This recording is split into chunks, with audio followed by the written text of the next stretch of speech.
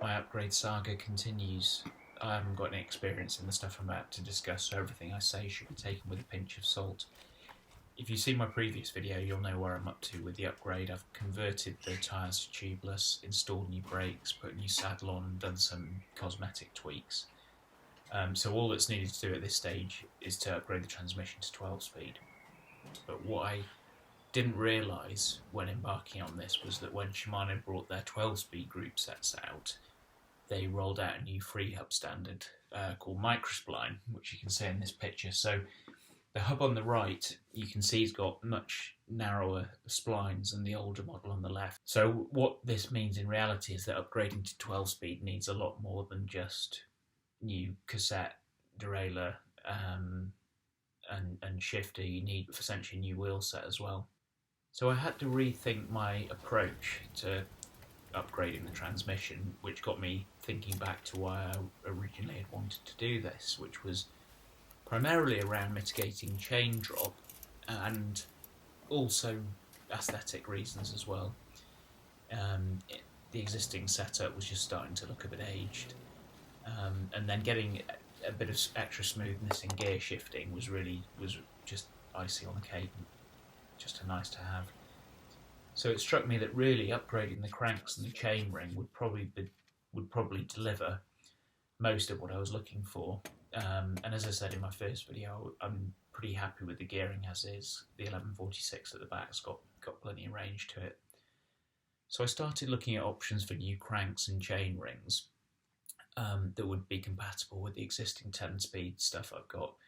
And I was actually surprised at how many options there were. The obvious choice would probably have been just a full Dior crank set, but that wouldn't really have felt like much of an upgrade from what was already on there. So I then started looking at wolf tooth chain rings and stuff like that, something that would work with an older XT or SLX crank. And then I came across absoluteBLACK, which is a name I do know, but I mainly know them from doing oval chain rings for road bikes, but just from looking at their website, I saw they did a round 30-tooth mountain bike chain ring. They're a small company with a very devoted following, and this model says on the pack that it's optimised to prevent chain drop while riding in rough terrain. No front chain guide is required, so that sounds pretty good for what I'm after. And as for the crank, seeing as I wasn't going to be spending the money on the 12-speed setup, I thought, might as well use some of the savings for XT cranks. XT is going to be quality tackle.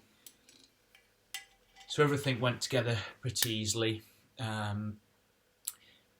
These new cranks use a different locking mechanism to the older ones. They just have this cap on the end that takes a very light torque, and then you just kind of tighten it up either side. I pop the chain in. This is me screwing a pin in. I actually ended up using a quick link. There's kind of banana skins everywhere with this stuff, and you see on this picture I kind of got the chain round the wrong way the first time round, but so yeah, ended up just sort of breaking it again and then sticking a quick link in. So one thing I noticed was that the teeth on the new chainring are actually wider than the old ones. I'm guessing that's part of why the chain is able to stay on better. Just checking the gears here and making some tweaks, and relieved that I can keep the same cassette that I had on originally. I feared that I might need to change it for a new one given the new chain and chain ring, but it was still working fine, which is good because they're really difficult to get hold of now, these Black Sunrays cassettes.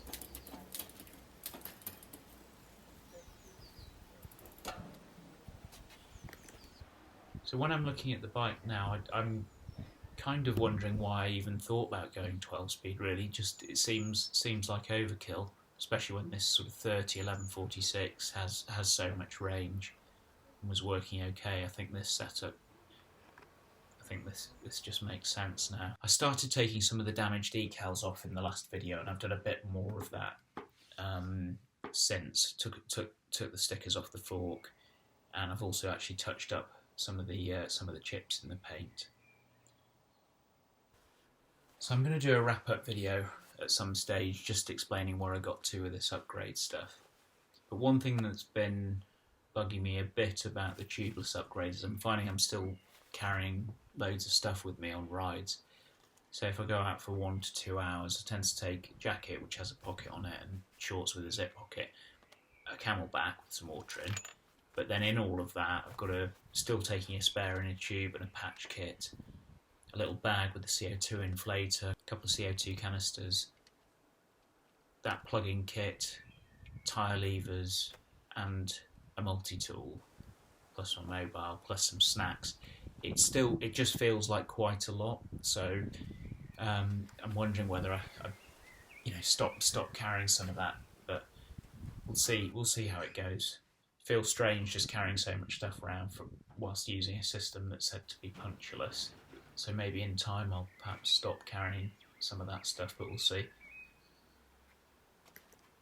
And that's the end of the video, and that pretty much concludes the upgrade. I said in my last video I was going to do 5 videos in total on this stuff and then call it, so the next one will probably be the last, and I'm thinking about doing some testing and then a bit of a wrap up about where I got to with this stuff.